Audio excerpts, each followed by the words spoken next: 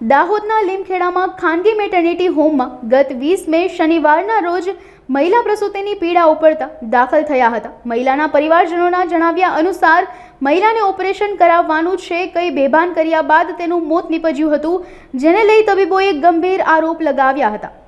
મારી છોકરીને દુખાવો થયો રાત્રે 3 વાગે, પછી 3 વાગે અહીં લઈને આવ્યા દવાખાને લાવ્યા કે તપાસ કરી તો એમ કહે છે કે દુખાવો ઓછો છે, તો કે 2-4 કલાકમાં તમારે દુખાવો ઉપડશે પછી ડિલિવરી થશે. કે 11 વાગ્યાનો ટાઈમ હતો, 11 વાગ્યા હતી અમે રાહ જોવી. પછી અમે કીધું કે ખુલાસો થવાનો નથી અને અમે રજા માંગી. પછી રજા સહી કરીને રજા લઈ લીધી. પછી બહાર નીકળ્યા પછી પાછા અમને ફરી કે તમને શું દુઃખ પડ્યું છે એમ કહીને અને ફરી બહાર નીકળેલા બોલાયા. કે અમે કીધું કે અમારી પાસે પેમેન્ટ નથી, કે છોકરું ઉપર લેવાનું છે. તો અમે કીધું અમારે પાસે પેમેન્ટ નથી, 60,000 રૂપિયા અમારી પાસે નહીં થાય. તો ડૉક્ટર એમ કે 16-17-18,000માં તમને ઓપરેશન કરી આપશો. તો પછી 2 માણસને બોલાવીને સહી લીધી એટલે ડાયરેક્ટ લઈ ગયા અંદર લઈ ગયા.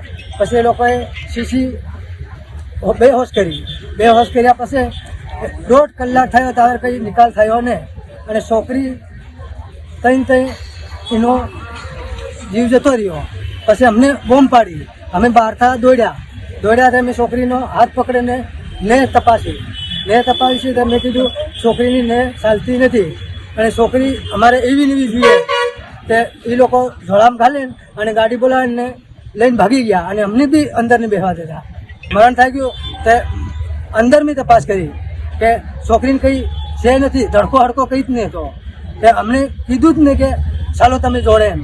એ લોકો લઈને ભાગી ગયા. રાત્રે બાહુભાઈની વહુ 3 વાગે દવાખાને લઈને આવ્યા એટલે આ ગાડી દાખલ કર્યા. પછી આ ડૉક્ટરે કીધું કે છોકરીનો દુખાવો ઓછો છે એટલે મેં કીધું કેટલી વાર લાગશે સાહેબ? કે 1 થી 2 કલાક લાગશે.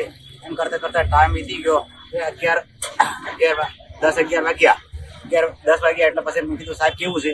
કે હવે થોડો દુખાવો ઉપડે છે એમ કહેતા મેં કીધું સાહેબ ના પડતો હોય તો અમને રજા આપી દો એમ કહેતા એમ કીધું કે ના દુખાવો થાય છે. બીજું કંઈ કે છોકરાનું કે માથું આવતું નથી. એટલે સાહેબ રજા આપી તો અમે ગમે તે ત્યાં ગાડી દવાખાને દાખલ કરી શકું, બરાબર?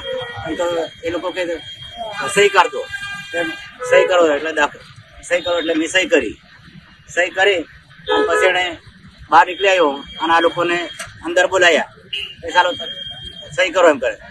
આ લોકો અંદર ભરાયા કે તમે લઈ જાય શું કરવાના છે? અહીંયા ઓપરેશન કરવું પડશે અને બીજે લઈ જશો ત્યાં ઓપરેશન કરવું પડશે એમ કીધું. એટલે આ લોકોએ પછી એને અંદર સહી કરી પછી આ લોકોને કેટલો ખર્ચ થશે ત્યારે 10-15,000 16,000 જેવો ખર્ચ થાય, 60,000 જેવો ખર્ચ થાય. ત્યારે આ લોકોએ એટલા બધા પૈસા નથી કે 10-15,000માં સુધી અમે કરી આપશું એમ કીધું.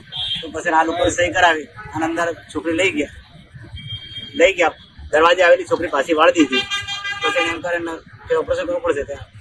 પછી આ લોકો લઈ ગયા અને પછી ઓપરેશનની વાત કરી કે સારું તમે બેસતો એમ કરીને બેસાડ્યા લોકો ભાઈ થઈ ગઈ. પછી 1-2 કલાક 2-3 કલાક થયા એટલે છોકરીને ડૉક્ટર આવ્યા બહારથી એટલે અંદર ગયો. સીસી સુંગાડીને પછી છોકરીને બહાર ના આવ્યું. તો પછી આ લોકો કીધું શું થયું છે એમ કરીને અંદર ગયો તો છોકરીને બેભાન થઈ ગઈ.